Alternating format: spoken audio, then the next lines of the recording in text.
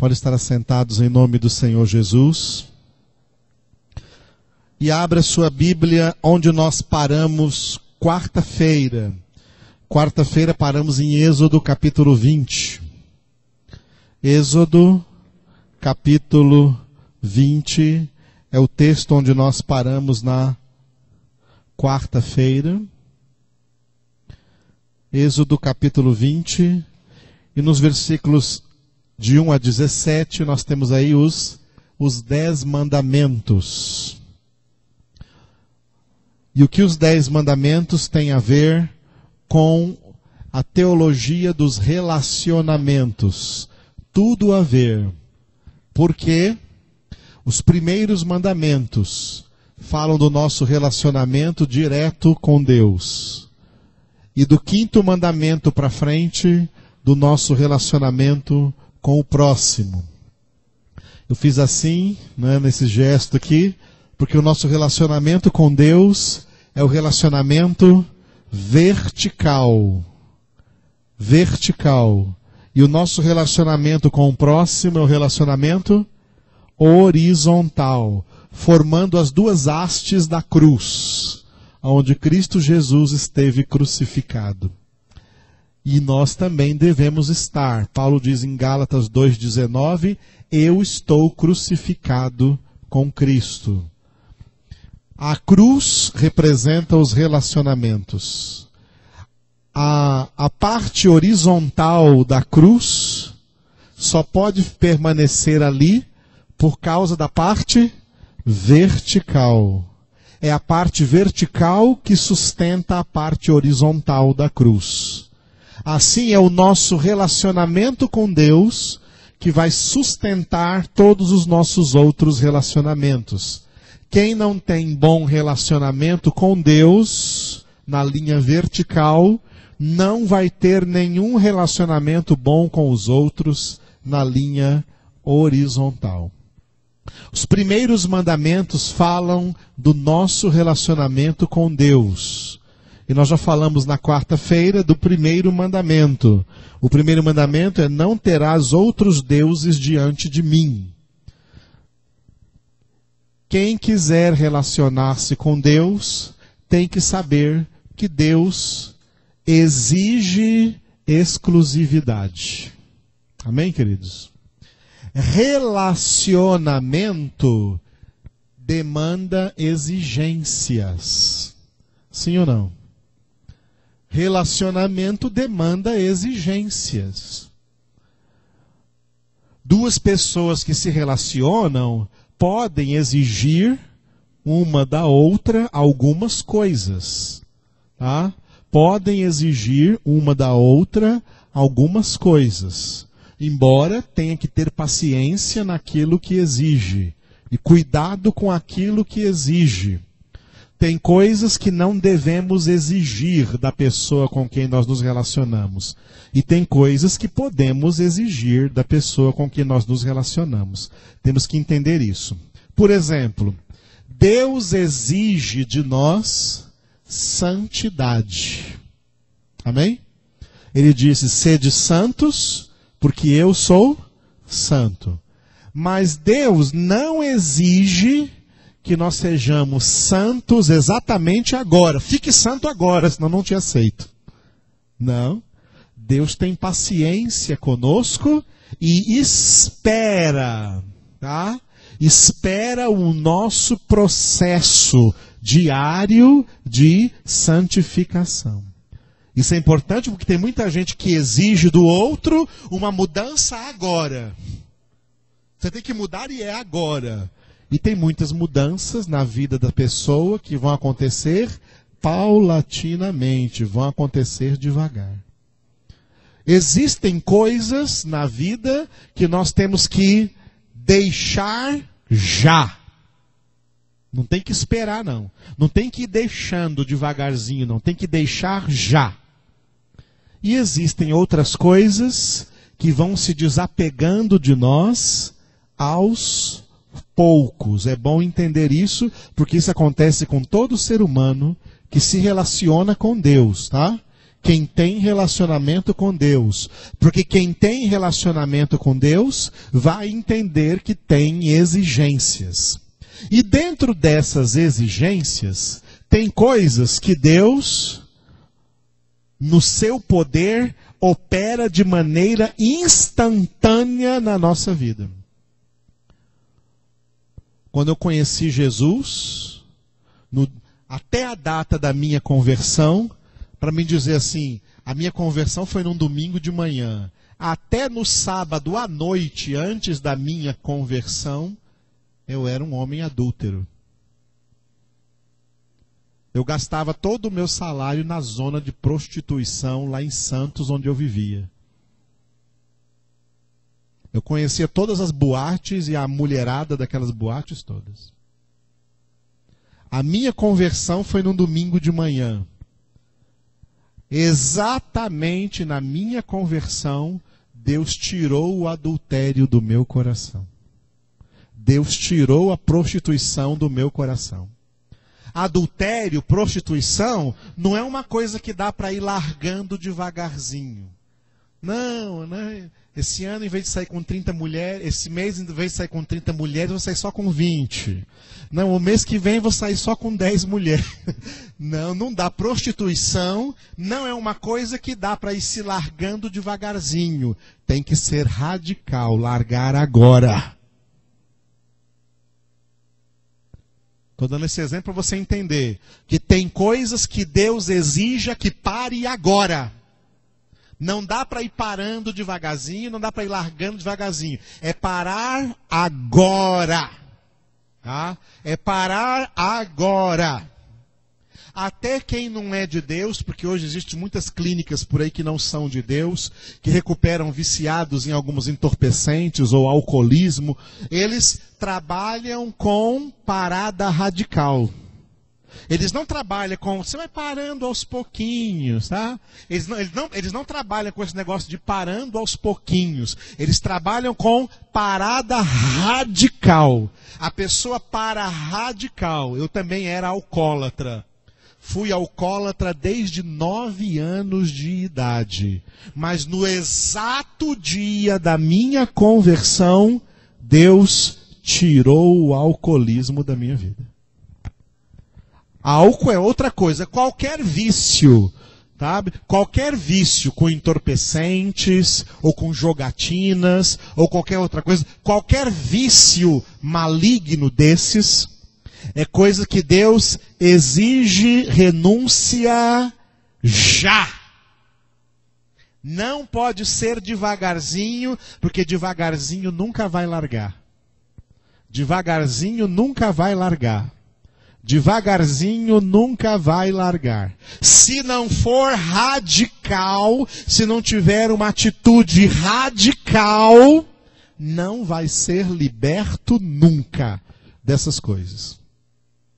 Tem coisas, então, que Deus exige para quem quer se relacionar com Ele, que largue agora. Não dá, Deus não aceita. Tá? Fala-se muito por aí de aceitar Jesus. Ninguém aceita Jesus. É Jesus quem aceita ou quem rejeita. E Jesus não aceita gente que não renuncia a muitas coisas. Não é de Jesus. Tá? Tem que renunciar no ato. Um viciado que renuncia no ato, por exemplo, renuncia no ato, tá? Renuncia num ato ao alcoolismo, é claro que ele vai passar por um período de abstinência e ele vai ter que vencer esse período. E se ele tiver Deus, ele vence esse período. Porque nas clínicas por aqui não tem Deus, então dá um remedinho para ele vencer esse período e conseguir ficar sem beber. Mas é um remedinho. Jesus é Jesus. Jesus não é remédio, Jesus é Salvador. Jesus verdadeiramente preenche nossas vidas. E eu digo para você uma coisa, eu não passei por nenhum período de abstinência, assim, que eu sofri. Eu estava acostumado a beber e agora não aguento de vontade. Não passei por esse momento. Porque quando Jesus faz uma obra, ele faz completa. Aleluia. Glória a Deus. Então tem coisas que Deus quer, ó, é não e não, acabou. Corta agora.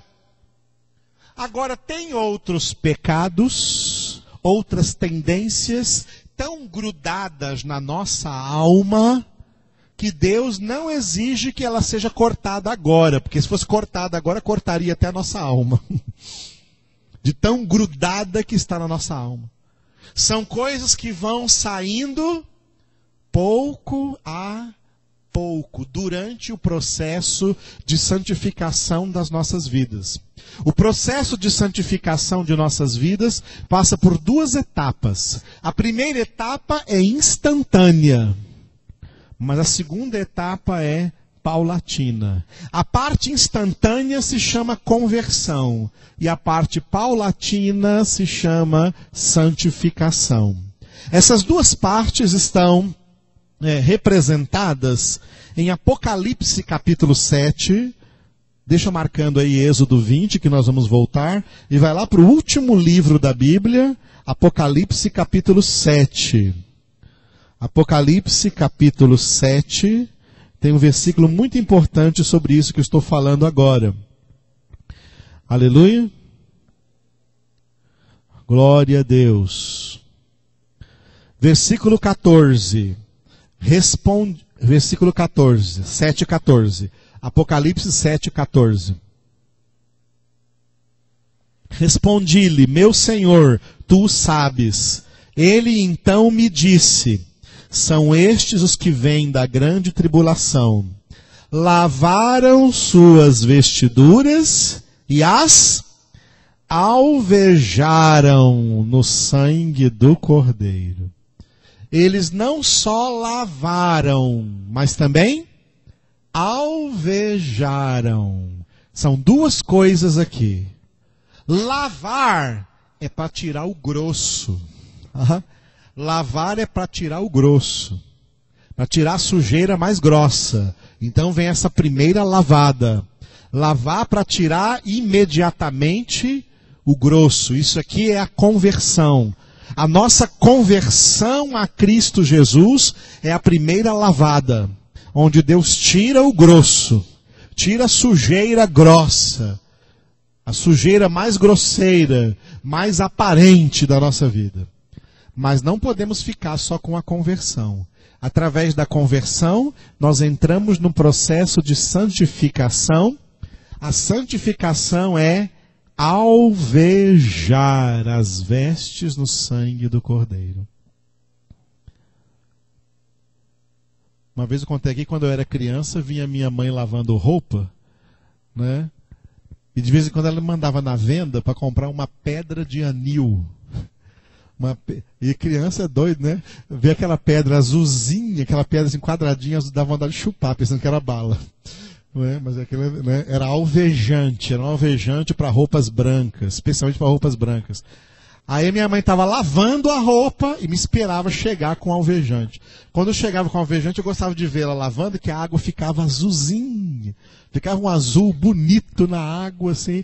E a roupa que ela tinha lavado, a camisa branca que ela tinha lavado, depois de alvejada, ficava mais branca ainda. Lavar e alvejar. O que é lavar?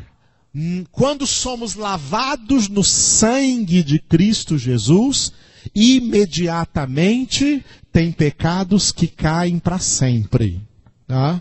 Que caem para sempre. Adultério cai para sempre, vício cai para sempre, espiritismo cai para sempre, idolatria cai para sempre. Tem pecados que vão embora ali, na lavada. Mas ainda vão ficar certas inclinações, certos defeitos, certos pecados que estão muito apegados no nosso caráter, muito apegados na nossa alma, que só sairão num processo de alvejar, nos santificando, e isso dura a nossa vida inteira. E para nos santificar, tem que ter esforço nosso, somado à obra de Deus. Deus nos santifica, mas Deus conta com o nosso esforço para essa santificação. Porque se alguém não se esforça para se santificar, Deus também desiste dele. Deus também não vai se esforçar mais, não. Viu? Isso é muito sério e é verdade. Agora, quando Deus vê alguém perseverando para se santificar, então Deus também continua trabalhando na vida dele, fazendo aquilo que só Deus pode fazer. E Deus quer que nós façamos aquilo que Ele já nos deu condições para fazer, para alvejar. Para que assim, você viu Apocalipse? Agora vai para o último capítulo de Apocalipse, capítulo 22 de Apocalipse, último capítulo da Bíblia, tá? Último capítulo da Bíblia, aonde está escrito, no versículo 14, bem-aventurados aqueles que lavam, e podemos acrescentar aqui porque está lá no 7,14, e alvejam as suas vestiduras no sangue do Cordeiro, para que lhes assista o direito à árvore da vida, e entrem na cidade pelas portas. Na cidade de Jerusalém celestial, no céu, pelas portas. Porque sem santificação ninguém verá o Senhor. E quem vai ficar fora? Versículo 15. Fora ficam os cães, os feiticeiros, os impuros, que não se purificaram, que não se alvejaram, tá? Ficam fora. Os assassinos, os idólatras, porque Deus falou, não terás outros deuses diante de mim. E todo aquele que ama e pratica a mentira. O primeiro dessa lista são os cães. Fora ficam os cães. Lá em casa tem uns 5 cachorros. Vai ficar tudo fora. Estou falando assim, brincando, porque uma vez como eu estava pregando essa palavra, né? Aí veio uma menininha que estava bem na frente aqui, né? Puxou minha calça aqui. Puxou minha calça. Eu abaixei aqui. Pois não, querida. Meu cachorrinho não vai para o céu. Eu expliquei para ela, os cães, claro que cachorro, né, não tem vida eterna, não tem alma imortal, morreu, como qualquer animal. Mas aqui os cães que ficam de fora são pessoas que Deus lava as vestes delas e elas voltam de novo para a sujeira. Tá? São representadas por cães porque o cachorro é um tipo de animal que faz uma coisa muito nojenta. É natural do cachorro regurgitar a comida que ele comeu e depois ele vai lá e come de novo. Por isso que a Bíblia fala que o cão volta ao seu próprio vômito. Os cachorros voltam ao seu próprio vômito. Então, os cães aqui são aqueles que Deus lavou a vida deles com o sangue de Jesus, mas ao invés deles se alvejarem, ao invés deles se santificarem, eles voltam para a lama, voltam para o mundo, voltam para o pecado. É cachorro. Tá? É uma cachorrada, sabe? Fazer uma coisa dessa. Deus não aceita de jeito nenhum. Tá? Ok? Relacionamento tem exigências. E relacionamento com Deus tem exigência de conversão e tem exigência de santificação. Conversão é largar imediatamente, para ontem, o que tem que se largar já. E santificação é cooperar com Deus para ir se purificando de certos pecados que nós não largamos em um dia. Vou dizer só um deles. Tem vários. Tem muitos pecados que não dá para largar em um dia. Vou dizer um deles, e é terrível. Tá? O orgulho. Viu? O orgulho. Que é a mesma coisa de soberba. Que é a mesma coisa de altivez. Que é a mesma coisa de arrogância. O orgulho não sai de uma vez da nossa vida. Como é difícil tirar o orgulho. Por isso que Davi orou no Salmo 19: livra o teu servo do orgulho, e eu serei livre de grande transgressão. Ouviu? Tem coisas que saem de imediato. E às vezes nós pensamos que as coisas que saem de imediato são as mais graves. As mais graves são aquelas que não saem de imediato. Que custa a vida inteira para sair. Tá? Custa a vida inteira para sair. O orgulho é uma dessas coisas. A mentira é outra.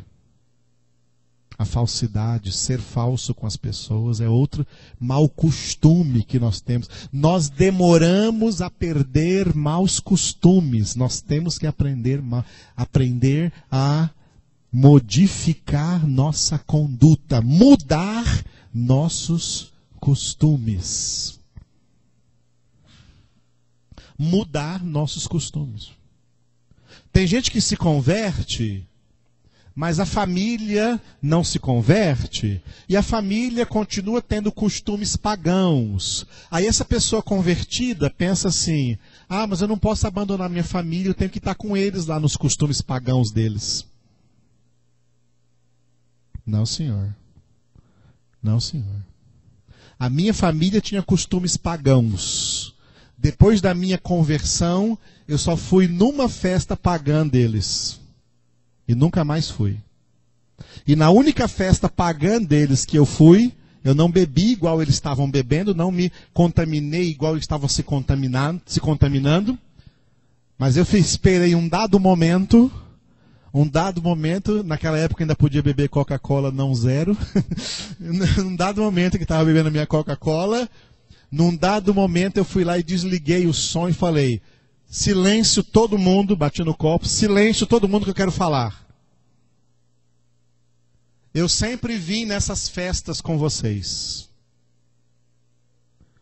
E eu quero dizer que essa é a última vez que eu venho. Porque agora eu tenho outro Senhor, e o meu Senhor é Jesus. E preguei para todos os meus familiares. E nunca mais voltei nessas festas. Mas tem gente não, que converte e fala: ah, eu não posso deixar de ir lá, porque é a minha família. Essa não é a sua família. A sua família é a família que vai morar no céu. A sua família não é a de ímpios. A sua família é a que vai morar na glória. Ah, mas eu queria tanto a salvação deles. Prega para eles e diz para eles por que você não vai nessa festa. Pai, eu não vou nessa festa por causa disso. Mãe, eu não vou nessa festa por causa disso. Tia, eu não vou nessa festa por causa disso.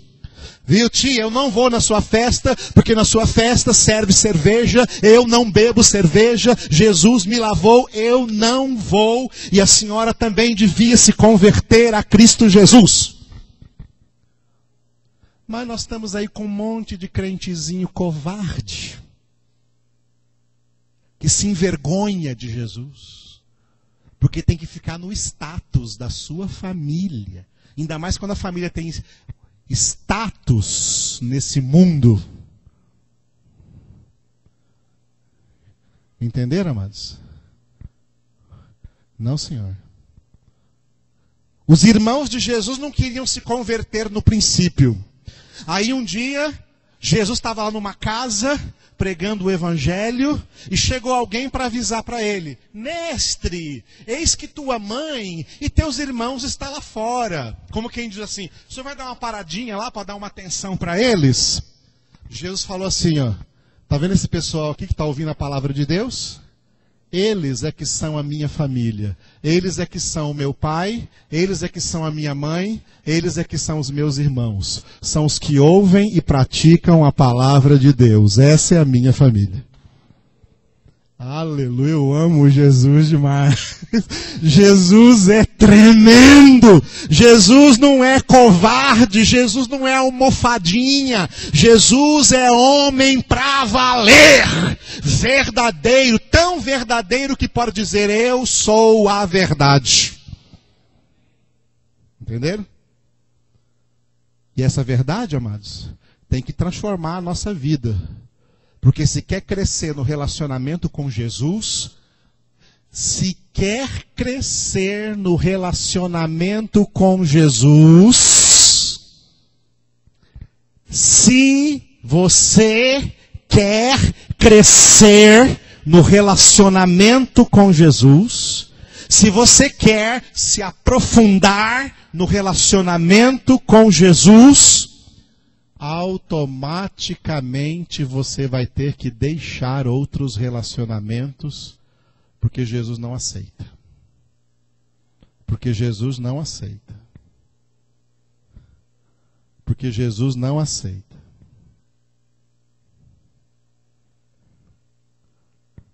A mulher só casa com o homem porque está exigindo dele que agora tem que largar as piriguetes.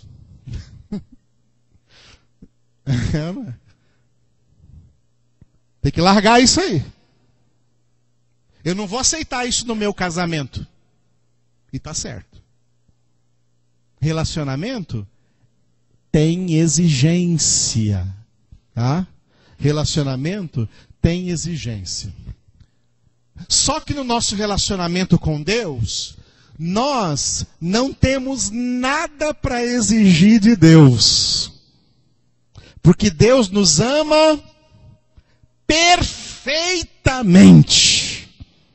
E tudo que Ele faz é mais do que podemos pensar, pedir ou imaginar. Aquele que é poderoso, Efésios 3:20, para fazer infinitamente mais do que tudo o que pedimos ou entendemos. Deus extrapola.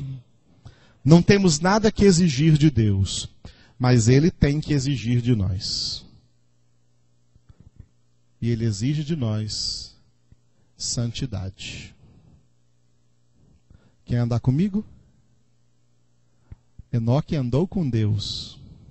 Não é qualquer um que anda com Deus, não. Porque Deus não aceita qualquer um na companhia dele, não. Enoque andou com Deus. E Deus se agradou tanto dele que falou assim: cara, eu não vou deixar você morrer, não. Ah? Vem cá, vou te tirar daí agora, antes que você morra.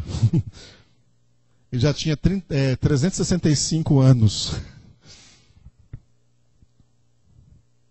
Então Deus tirou ele. Porque agradou a Deus. E Hebreus capítulo 11 diz que se ele agradou a Deus, é porque ele tinha fé. Porque sem fé é impossível agradar a Deus. Aí Noé também andou com Deus. E a gente lê na Bíblia tantos homens e mulheres que andaram com Deus. Tá? Andaram com Deus. Por que andaram com Deus? Porque tinham relacionamento com Deus. Porque se esforçavam para cumprir as exigências do relacionamento com Deus. Tem gente por aí que quer tudo de Deus, mas não se curva a nenhuma exigência de Deus. Deixa eu falar, sabe o que Deus faz com essas pessoas? Sabe o que Deus faz com essas pessoas? As rejeita.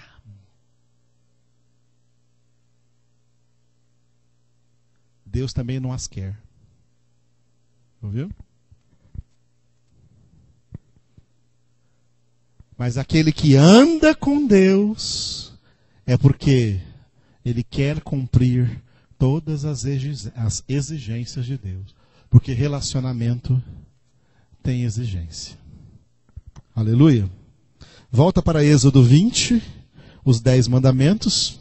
Então a primeira exigência de Deus é, versículo 3, não terás outros deuses diante de mim. Desculpa, mas o Espírito de Deus vai me mostrando coisas, então eu tenho que continuar. Vou continuar aí nessa. O que significa não ter outros deuses?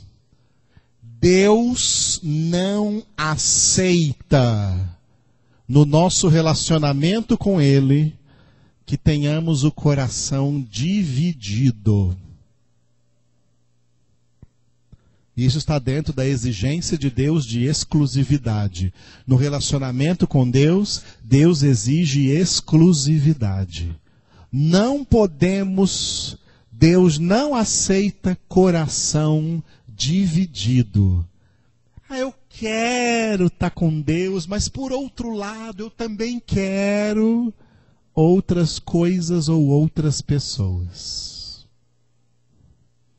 Que Deus não, coisas e pessoas que Deus não quer. Coisas e pessoas que Deus não quer na sua vida. Tem coisas que Deus quer na sua vida e tem pessoas que Deus quer na sua vida. E tem coisas que Deus não quer na sua vida e tem pessoas que Deus não quer na sua vida. E Deus manda até fugir dessas pessoas. E fugir dessas coisas. Porque essas coisas geralmente causam uma divisão dentro do coração. E quando Deus exige exclusividade, Ele não quer um coração dividido. Tá? Ele não quer um coração dividido.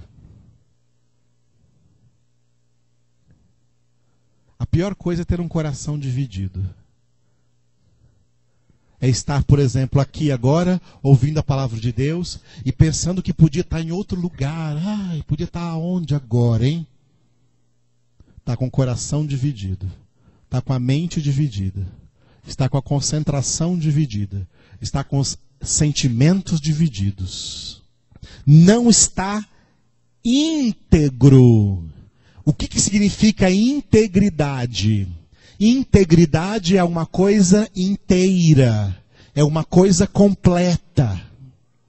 O que Deus procura na face da terra não são multidões, mas pessoas de coração íntegro, cujo coração seja todinho do Senhor. Por isso que nós temos a mensagem de Deus, através do profeta Hanani, para o rei Asa, em 2 Crônicas, abra aí na sua Bíblia, 2 Crônicas, segundo livro das Crônicas, capítulo 16, versículo 9.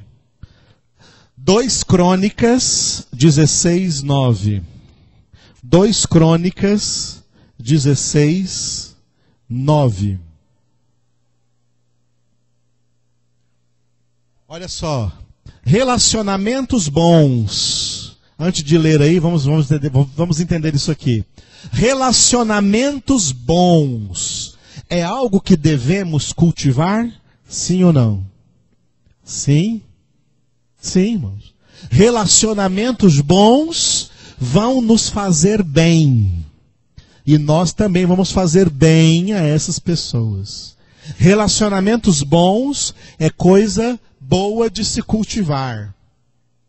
Deus, nesse versículo, nos mostra como Ele procura bons relacionamentos entre os homens. Como Ele procura pessoas para se relacionar com Ele da maneira como devemos nos relacionar com Ele. Da maneira como Ele criou o homem para se relacionar com Ele.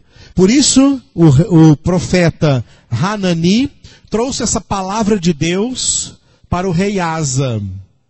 Nessa época aqui, o rei Asa estava assim, meio de asa quebrada. Ele não estava mais sendo um homem de Deus. O rei Asa era um homem que começou com muita fé, começou com muita integridade, não tinha o coração dividido, e depois, num certo momento, atenção, tem muita gente com a atenção dividida por aí. Depois, num certo momento, ele dividiu o coração dele. Ele já não confiou totalmente no Senhor e começou a confiar em homens. Sabe por quê? Olha só. Atenção, presta atenção nisso que eu estou dizendo para você. Sabe por que o coração do rei Asa se dividiu? Porque Deus deu a ele muitas vitórias. Deus deu a ele muito sucesso no seu reinado. Por que Deus deu a ele muito sucesso? Porque ele começou bem. Porque ele era um homem íntegro. E Deus é tão tremendamente misericordioso. Quando ele vê alguém buscando mesmo ser íntegro, Deus recompensa com muitas coisas essa pessoa. Só que às vezes, muitas bênçãos podem se transformar em maldições. Sabia disso? Nós, por causa do pecado, não somos pessoas preparadas para ser beneficiadas. Porque os benefícios trabalham pela nossa corrupção. A corrupção do caráter é uma das coisas muito forte na nossa santificação. O rei Asa foi muito abençoado por Deus, até com bens materiais, enriqueceu muito e se desviou de Deus por causa de toda essa riqueza. Se você ler a história, e para ler essa história, você tem que ler o capítulo 15, capítulo 14, capítulo 15 e capítulo 16, para chegar aqui nessa história que eu estou resumindo para vocês. O rei Asa começou, antes ele tinha um coração indiviso, ele tinha um coração íntegro para com Deus, mas tirou os olhos de Deus e colocou os olhos dos benefícios que ele recebeu e se desviou de Deus. Tá? Casamento é uma bênção. Mas tem gente que era mais bênção quando era solteiro. Entendeu? Tem gente que era mais bênção quando era solteiro. Aqui na igreja tem exemplos disso. Eu tenho gente que quando era solteiro, uau! Estava todo dia aí, chegava até antes de mim, estava orando na palavra, firme no Senhor. Até chegou a falar para mim, pastor, eu não me vejo fora de nenhuma reunião aqui na igreja. Que maravilha, gente. Que coisa linda. Casou.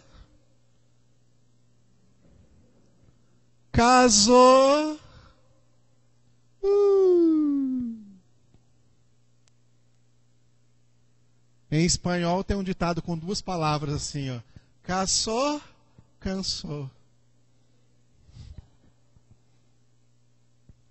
É de vez em quando dá uma pintada por aí. Oh, pastor, estou aqui, viu? Estou firme, sei. Uhum. Entenderam? Mas casamento não é bênção? Por que virou maldição? Por que virou maldição? Ter um bom trabalho não é bênção? Tem gente que já passou por aqui, que orava, pastor, eu estou orando para Deus abrir uma porta, porque eu estou precisando, né? E tal, e essa pessoa, todo dinheiro, todo real que ganhava, os 10 centavos era dízimo, e era esforçado, e orava, e buscava, não faltava nunca. Aí um dia Deus abençoou e deu um emprego. Ó, tchau. Agora eu vou desfrutar do emprego. Ih, pastor, não estou podendo ir porque eu estou trabalhando demais. Mas eu estou firme, sei.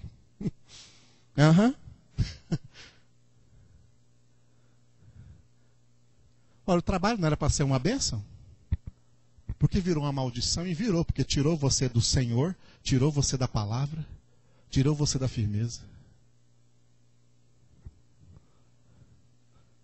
Da mesma forma, tem gente que fala que já passou por aqui também e orava, pastor, eu estou orando para Deus me dar uma bênção, me dar uma casa. Eu tenho que sair do aluguel, eu tenho que ter uma casa. E orou, tal. Estava firme aí na presença de Deus, ouvindo palavra. Não faltava quarta, não faltava sábado, não faltava domingo de manhã, não faltava domingo à noite. Até que ganhou a casa. Pastor, não estou podendo ir, que eu tenho que ficar tomando conta da casa. Mas eu estou firme. Aham, tá mesmo. Ué. Eu acho uma maravilha aqui, ó. Oscar e Lucilene com o Lucas aqui olhando para mim, ó, o Lucas, não é?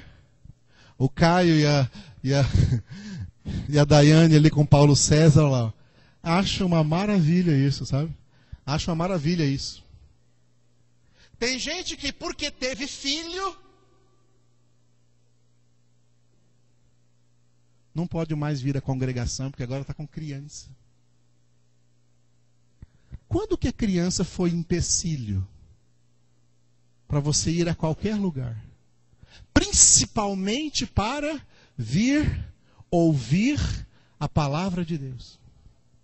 Mas tem gente que não pode ter filho.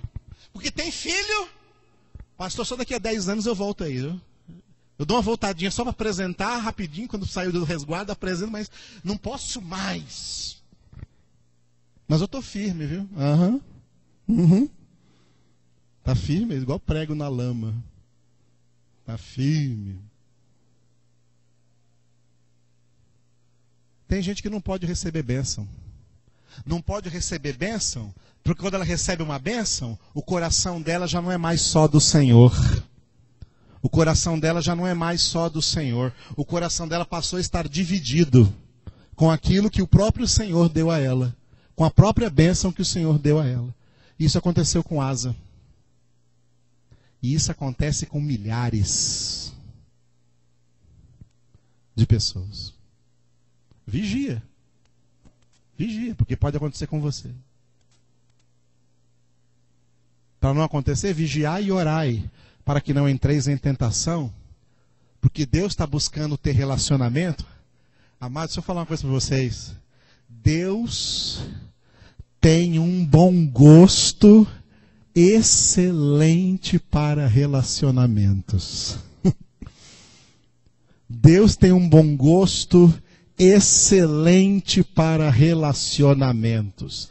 Deus não anda por aí procurando qualquer espécie de relacionamento. O relacionamento que ele procura está aqui. Agora está com a Bíblia aberta? Diga amém. Porque, segunda Crônicas, segundo livro das Crônicas, capítulo 16, versículo 9. Porque, quanto ao Senhor, os seus olhos passam por toda a terra. Para quê? Para mostrar-se forte para com aqueles cujo coração é totalmente dele. Algumas traduções diz, cujo coração é perfeito para com ele. Tem traduções que diz, cujo coração é íntegro para com ele. Quando o coração é totalmente de Deus, não está dividido com nada e com ninguém.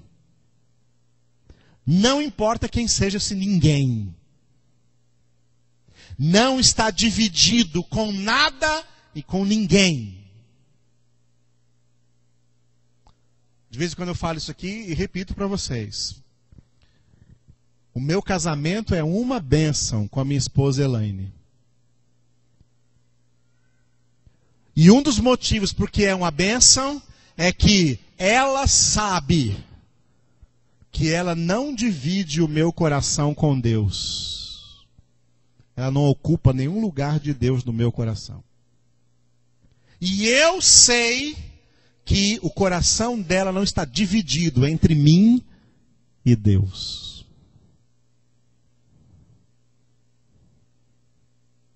Porque ela é uma mulher de Deus, cheia de Deus. E eu também. Há um ano atrás, quando eu estava internado, né? Ela falou para alguém assim, se Deus levar meu marido, levou, porque o meu marido não é meu, é dele. Mas você não pode dizer isso. Pode sim, eu não tenho um coração dividido. Ela me ama. Mas ela me ama porque tem o amor de Deus no coração dela. E eu a amo porque tem o amor de Deus no meu coração. É com esse amor que nós nos amamos. É claro que se nós perdermos um ao outro aqui na terra, pela morte, o casamento é até que a morte os separe. Quem me preenche não é a minha esposa, quem me preenche é Deus. E eu também não a preencho, quem a preenche é Deus. Tudo que eu sou é mais um presente que Deus deu a ela. Sem embrulho. E tudo que ela é mais um presente que Deus me deu. Agora eu não vou idolatrar o presente que Deus me deu para que esse presente faça o meu coração ficar dividido. Não. Se eu fizer isso, então Deus não quer mais relacionamento comigo. Ele não quis mais relacionamento com o rei Asa. Por isso que o final do versículo é: nisto procedeste loucamente. Por isso, desde agora, haverá guerras contra ti, porque Deus não vai te ajudar mais. Porque Deus não vai estar mais na sua companhia. Ele não quer mais relacionamento com você, porque você dividiu o seu coração. E Deus não aceita um coração dividido. Amados, está bem claro isso aqui? Está bem claro, amados? Desculpa perguntar, eu tenho dúvidas. Está bem claro para você? Não estou vendo ninguém chorando, mas está bem claro. Não estou vendo ninguém, ai meu Deus. Mas está bem claro isso aqui para você, irmãos? Você entendeu que Deus é amor, mas é amor exigente. É amor que não se alegra com a injustiça. E qualquer divisão no seu coração é uma injustiça. Qualquer divisão no seu coração é pecado.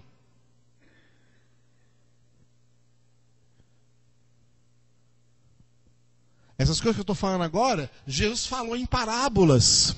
Jesus disse que Deus preparou um grande banquete e convidou os que Ele queria para esse banquete. Ele convidou os que Ele queria.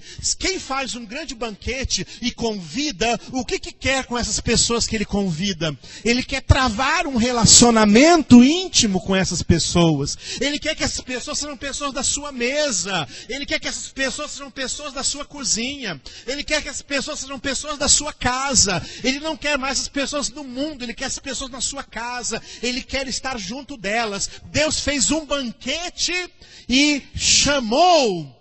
Aí de repente Ele começou a receber desculpas dos convidados. Avisa para ele que eu casei e por isso eu não posso ir. Avisa para ele que eu comprei um campo agora, estou muito ocupado e não posso ir. Avisa para ele que eu ganhei 5 juntas de bois. Eu tenho que estar lá tocando os meus bois agora, não posso ir.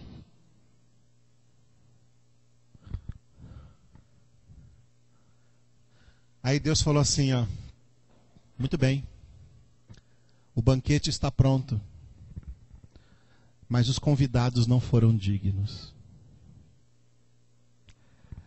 Aí mandou seus servos, vão agora nas encruzilhadas, vão agora nas praças, e traga todo coxo, todo manco, todo estropiado, todo pobre, todo miserável, porque a sala do meu banquete vai ficar cheia e não vai haver mais lugar para aqueles convidados que eu convidei,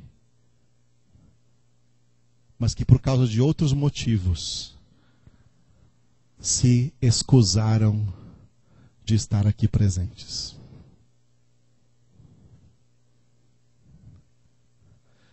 Quando eu leio esse texto, eu me emociono muito. Sabe por quê? Porque eu sou um desses estrupiados que estava lá na encruzilhada. E Deus me trouxe para a sua presença. E eu me farto do banquete que Ele preparou para mim na presença do inimigo. E esse banquete é a palavra de Deus. E Deus me tirou do império das trevas, das garras do diabo. Eu era um endemoninhado, energúmeno. E Deus me fez seu filho.